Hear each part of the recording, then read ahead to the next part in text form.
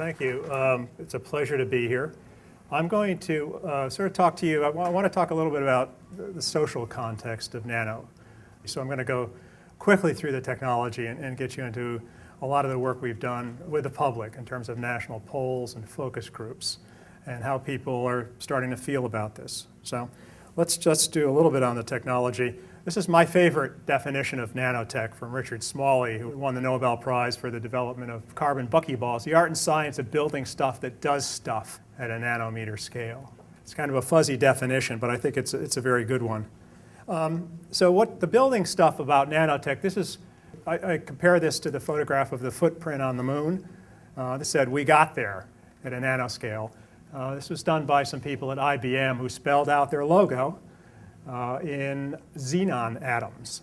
It took them about 22 hours to actually manipulate these individual atoms to spell out IBM. So at this point in time, we actually were able to reach down to an atomic scale and start manipulating stuff. Since then, we've come a long way. This is an example of Jim Tour's nano car. These are actual individual gold atoms. It's 3 to 4 nanometers across. It's got wheels. It's got axles. So to give you some sense of just the incredible amount of control that we've got at those scales. The secret here is when you get down to that scale, things do things differently. So if you take gold, I've got some gold fillings in my mouth. They tend to be relatively inert. Gold particles at 70 nanometers are highly reactive. So I've changed the properties completely. If I take gold down to 4 to 6 nanometers, I can change its color 3 times. So this ability at that scale to change the chemical properties, the optical properties, the conductivity, the way these substances interact with the environment, this is what gets people excited and also worried. Last year, $12.6 billion were invested in nanotech R&D globally by the public and private sector. The US government invests $1.4 billion last year. That's twice as much money as we invested in the Human Genome Project at the height of the Genome Project. So this is a huge government investment. You can add almost $2 billion investment by industry in this country. The states are investing probably another $400 million a year in nanotech R&D. And then you've got the venture capitalists who, depending on how optimistic they are, have been pumping $300 to $400 million a year into nanotech in the US alone. So there's an incredible amount of money, and obviously some of the promises are certainly newer materials, the ability to filter water, desalinate water, certainly the energy applications will be immense, as well as food and medicine. The National Cancer Institute's investing about $145 million a year just in using nanotech to develop new cancer diagnostic techniques and therapies. So all of this is on the horizon. What I want to talk about a little bit is the reality. We've actually created an inventory of nanotechnology products that are on the market. These are all products that are identified by the manufacturer as containing nanotech. It's obviously an undercount because not everything appears on the web. How many of you have seen some of these? Okay. Some tennis players, mountain bike frames, cosmetics, tennis balls. This is not sort of the cancer therapies. This is nanotech, the first generation. The golf balls, the things you slip in your shoe to insulate your foot, quite interesting. We actually buy a lot of this. We have a huge kind of storefront of nanotech products that people can take a look at. So this is sort of nanotech, the reality. And I put this up here because I think that there's a tendency in the nanotech world to sort of exaggerate quite often what's going on. I mean, if you haven't read this, it's a wonderful book by an English historian called The Shock of the Old. And basically the message is we're surrounded by a lot of old technologies. Everyone keeps talking about the new stuff, but the reality is that we still rely on the internal combustion engine, steam power, basic chemical synthesis. All of these technologies were developed over a century ago. So this is kind of a reminder that as we sort of look forward, we need to also be thinking about how technologies are actually used by us on a daily basis. Another little comment by Richard Feynman about the need to focus on reality rather than always on promise or public relations. So let's go back and look at the products. One of the things is the number of products are increasing significantly. Some of the largest increases are in clothing and cosmetics, personal care products. We're seeing the beginning of nanotech applications in food and food packaging. And what we found in our inventory is the number of products have actually doubled in under 14 months. And there's also a shift in what kind of nano-engineered materials are being used. When we started the inventory, there was a lot of carbon, sort of nano-engineered carbon in products. Now it's shifted predominantly to silver. And a lot of the nano-engineered silver is used as antimicrobials. So I can buy nano-microbial or nano-treated socks, underwear, shirts. Now we have the nano teddy bear and the nano pacifier and the nano baby toothbrush. All of this is coming from China and Korea. I'll come back a little bit to this, why it's important to think about actually where these things come from. This is another inventory we've got online. So that the real hotspots are actually Boston and eastern Massachusetts and San Francisco or Silicon Valley. And if you want to have fun, you can actually go in here. We've got all the data ported into Google Maps, and you can drill down and actually see what's going on in your neighborhood. The other thing that's occurred is a lot of non-governmental organizations have become involved in nano. Up at the very top is the first sort of public protest that occurred at a nano facility. This was in Berkeley, outside of a DOE facility. And these folks, with their back towards you, is a group called THONG, Topless Humans Organized Against Genetic Manipulation, or something like that. Anyway, they showed up at a Eddie Bauer store protesting the use of nano in pants. But again, you could see here a lot of very high-powered environmental groups, including the Sierra Club, Greenpeace, NRDC, and in fact, the Friends of the Earth have actually submitted a petition to the Food and Drug Administration asking them to block or essentially put a moratorium on the sale of nano-based sunscreens. So one of the things that's happened is you've got this increased number of NGOs that are active and putting a lot of attention on what's going on with nano. Press coverage has grown. 3 or 4 years ago, you wanted to read about nano, you had to go into peer-reviewed journals. Now we got nano coverage in Cosmopolitan, Allure, Alternative Medicine, so it's getting into the press a lot more. And different types of press. Red Herring magazine is generally focused on the techies and investors in Silicon Valley. This was a cover, Nano No-No. We've done a bunch of spots for NPR and the Nightly Business Report, MSNBC, and the coverage is quite interesting. This is some work that's been done at Lehigh by Sharon Friedman. She just tracks how the risks are reported around nano in both the US and the UK. You can see kind of what people are focusing on in terms of coverage of health risk, environmental risks, and regulation. A lot more in the UK on do we need to regulate nano. Why are people worried? I'm not going to spend a lot of time on the toxicology, but the basic worry is something that toxicologists call translocation. It's important to realize that when you're down at that scale, you're designing things at a biological scale. So a red blood cell is 7,000 nanometers in diameter. A strand of DNA is about 2 nanometers across. So you're basically creating things that can act very, very intimately with the body.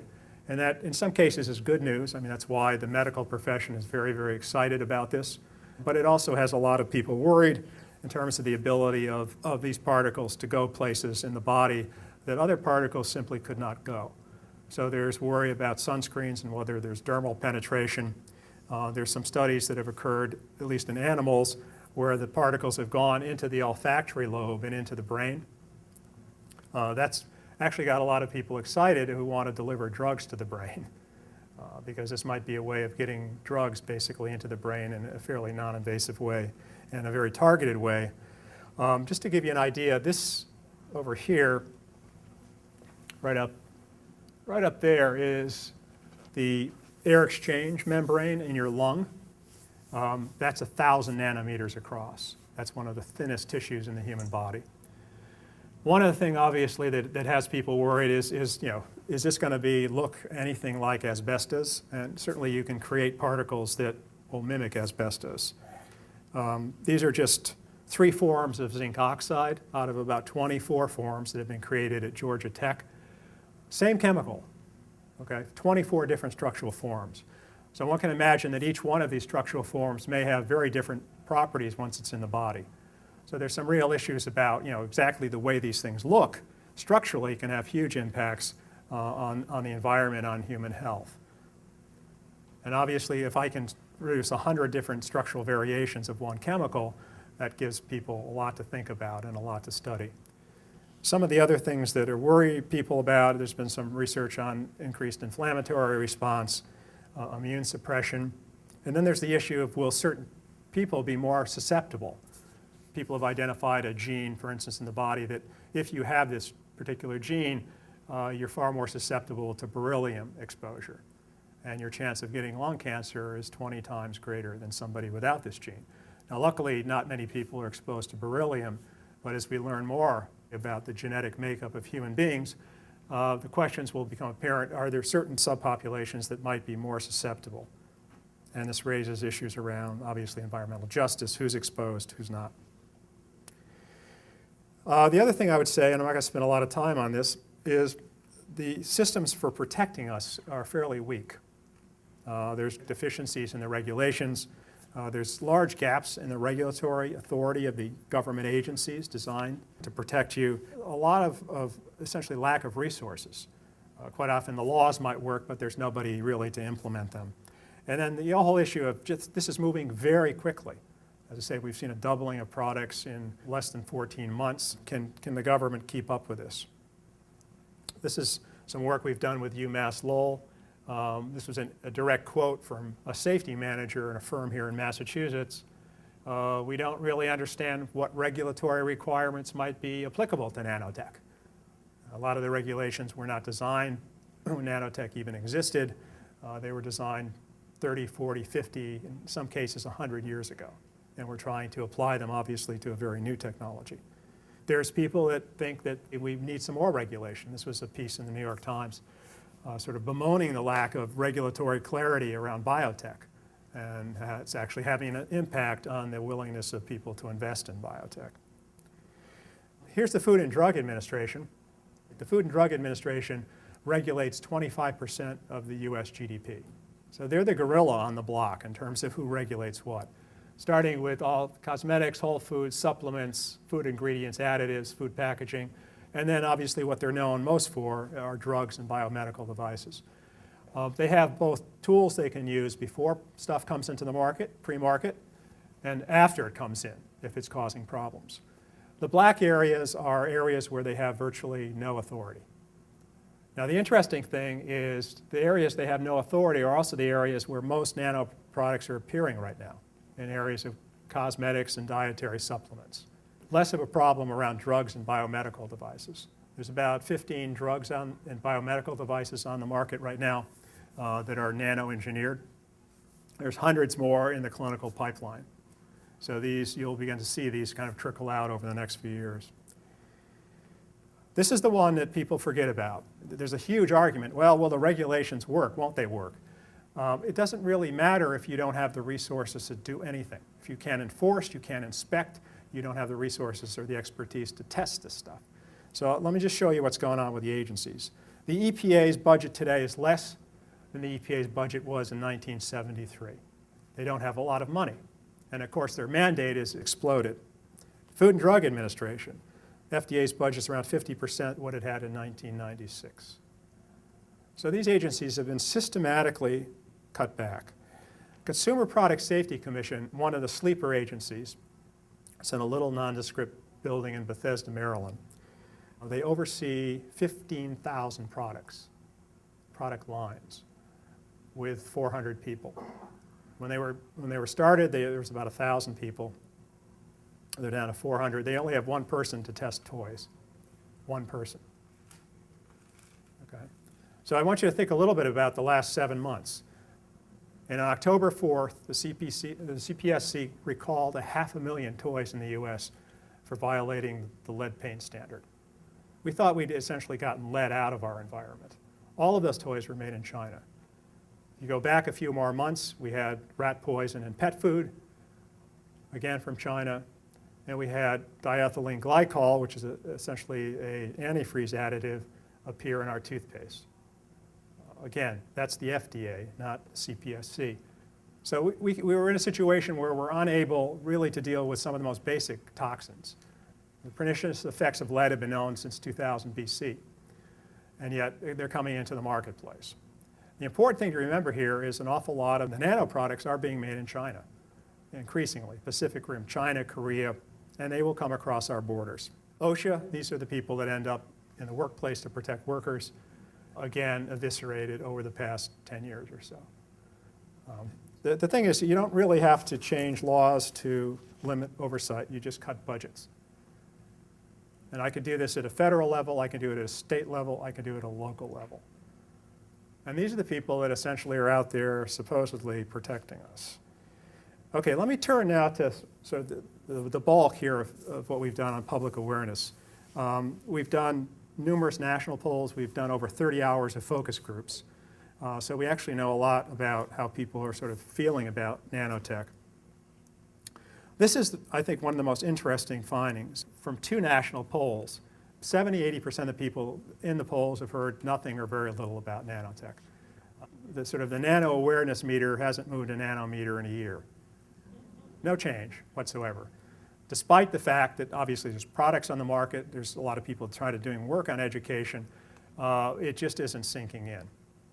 One of my quotes from Carl Sagan, which I think is a truism, probably all the science teachers here know this one, is we're very dependent on science and tech. We don't know much about it. And nanotech is no exception. We asked people where they hear about nanotech, if they have heard about it. Discovery Channel comes up high, news programs, NPR, quite often friends and family, the internet. These are sort of the main sources that people will tell us about. When we start out in a lot of these focus groups and polls, we don't give people any information. We just assume we ask them, how do you feel, okay, about this? We don't know whether they've heard about it or not. This is kind of pre-information stage. 50% said, how should I know? Not sure, never heard about it. Interestingly enough, people, regardless of whether they know or they don't know, will take a stand. Right? We're all familiar with that, right? Based on no information and probably total ignorance, 25% think the benefits and risks will be about equal. The risks are going to outweigh the benefits, and the benefits will outweigh the risks. After that, we give them information. We give them basic stuff that's gone through sort of scientific peer review. This is pretty basic stuff. What is it? Nanometer, scale. Then we test them again. A lot of the people that weren't sure then take a stand. Benefits are going to outweigh the risk, 30%. Risks will outweigh the benefits. And about 40% are kind of, not sure yet.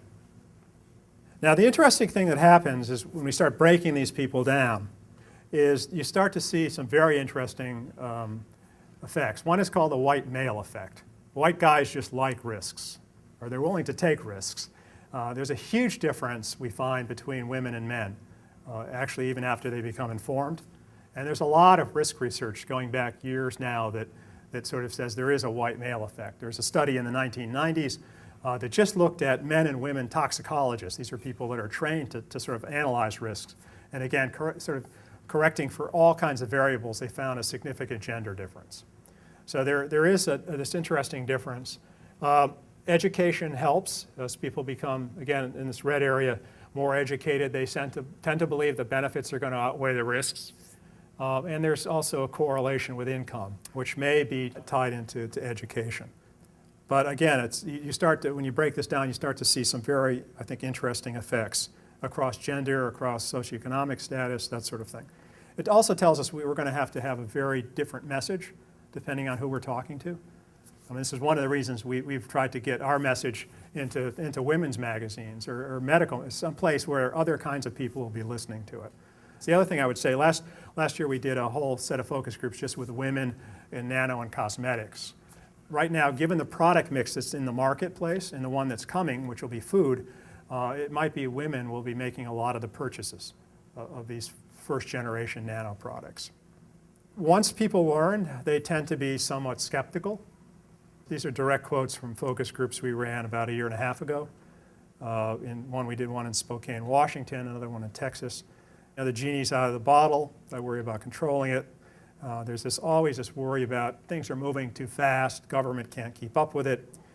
There's this worry about, I call it the Trojan horse effect. We're going to sort of let this technology into society, and then 20 years from now, somebody's going to figure out, oh, that wasn't a good idea. The same way we had problems with asbestos. And there's a lot of, I think, really kind of savvy observations about regulation and whether the regulations are going to work or not. And I think the biggest thing people say is, why isn't anybody talking about this? And once they actually find out something about it, and they realize the level of investment by the government, the products on the market, they sort of say, well, why aren't we hearing about this? So I think that's one of the main messages we get. The other thing we constantly test is, how do people feel about, do they trust the people that might be either making this or overseeing it? So we ask them about, how confident they are in these particular parties being able to maximize benefits and minimize risks of just general scientific advance. This is the Department of Agriculture, FDA, Environmental Protection Agency, and businesses and companies. Actually, it goes below this. At the bottom is the White House, and right above that is the Congress. And above that is our press and journalists, sort of, and reporting stuff. And this varies. I mean, when we did the focus groups, we talked to people about their trust in FDA right after the Vioxx scare. And trust levels were real down. So this tends to be quite often linked to issue awareness cycles. But generally, the government does come up higher, always higher than businesses. This was an interesting, some work we're doing with something called the Cultural Cognition Project, which is run out of Yale. And we tried to sort of ask the question, well, does information really help people? Does it sort of get them to the point where they feel more accepting of this technology or more trusting? And what we found out is it really depends a lot. So what you're seeing there is no info and with info, and sort of this is kind of a scale of trust. And you can see what happens with more info if you look at race. So telling people more about Nano just drives their trust into the seller. You see again the gender effect. More info actually boosts it with males. That's the black line. Drops it with females. The red line here is these are the Democrats, and these are the Republicans. And then we do some stuff on ideology, whether people see them as liberals or whatnot. So the message here again is that this is very complicated, actually, in terms of messaging. And of course, there's always been this theory, I think, in the scientific community is if the public just understood what we were doing, they would be on board with this. Well, that's not going to work here at all. In fact, telling them more information may actually make it worse. Depends on who gives them the information and how they feel about it. The messenger has a huge impact. The other thing that we found about the public's expectations, they're incredibly consistent. There's almost no public support for shutting Nano down. We asked people, moratorium? No, we're not interested in that. We think there's a lot of promise here. They're also very suspicious of industry kind of regulating themselves on this issue.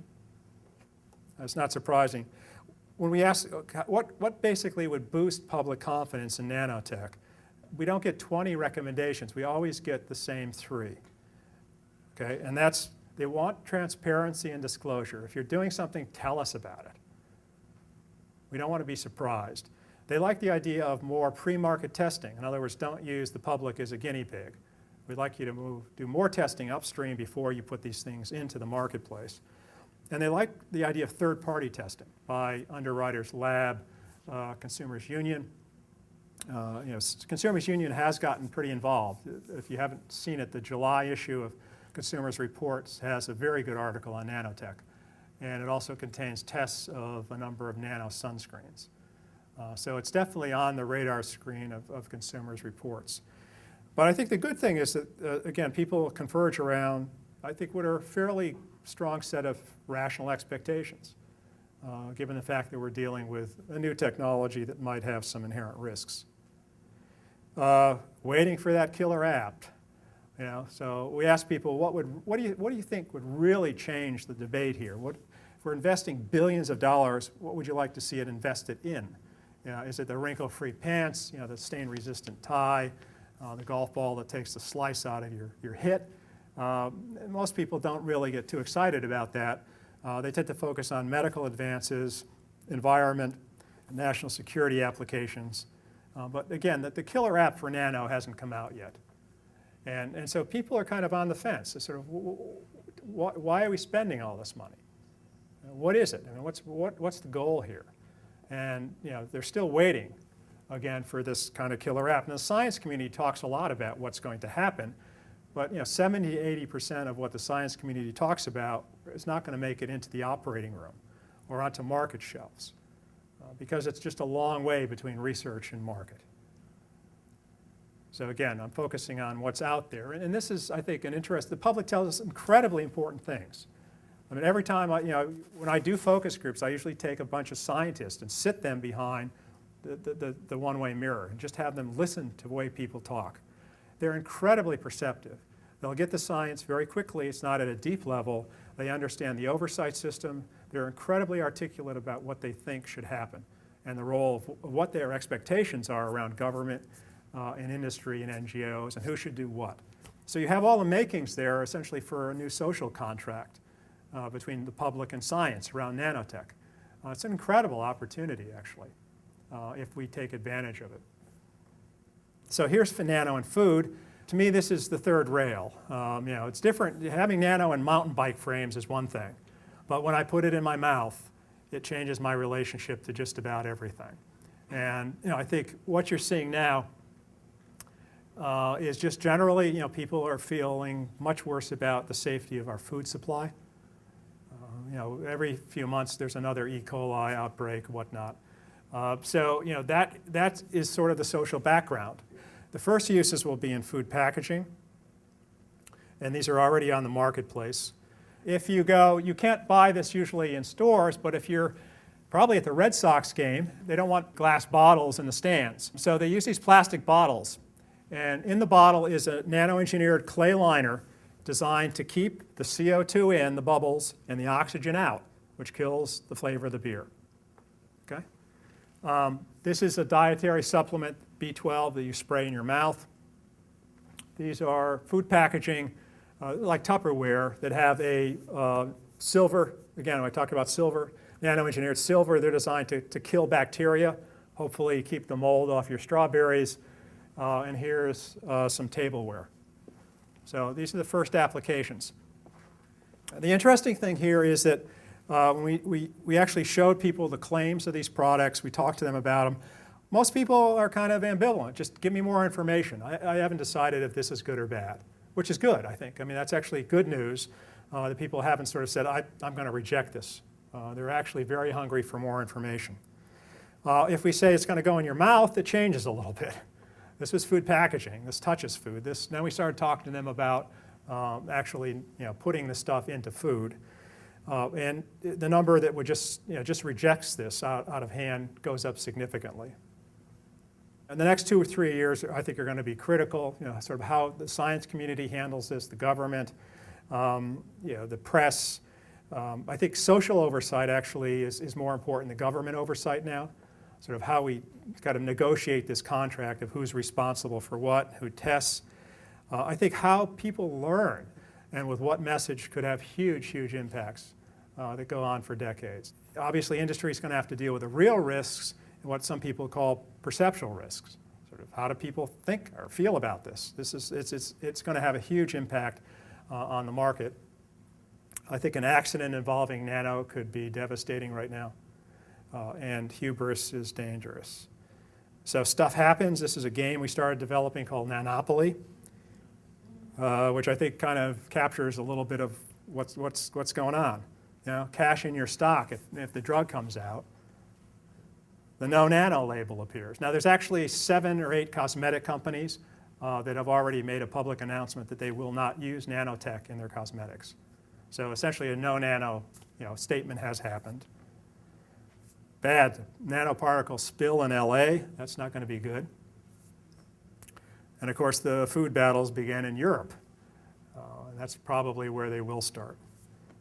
What would this look like as a novel?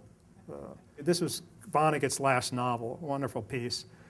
He was a civil engineer by training, and he actually has, in this novel, if you haven't seen it, he draws a bunch of lines and of plots, right?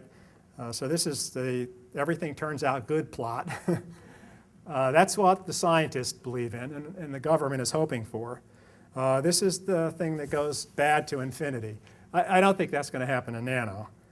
this has already happened with a bunch of technologies. Things looked really good and they collapsed. It happened with dirigibles. But yeah, it also happened with nuclear power here. I mean, nuclear power may come back given debates on climate change, but it pretty much disappeared. So I think this is kind of the one that we're going to see with nanotech. It's going to be kind of an uneven plot, but it may be very much like we saw with genetically modified foods. There'll be a lot of back and forth. One country will move ahead with a precautionary, another country will lag. To me, that's probably the most likely kind of plot. We just finished with Consumers Union a 2-day online web dialogue on nanotech that ran for 2 days. And it was just open to anybody who wanted to plug in and have a discussion. So we basically will be doing more of this kind of thing. I don't know if we have time to take a question or two, but thank you.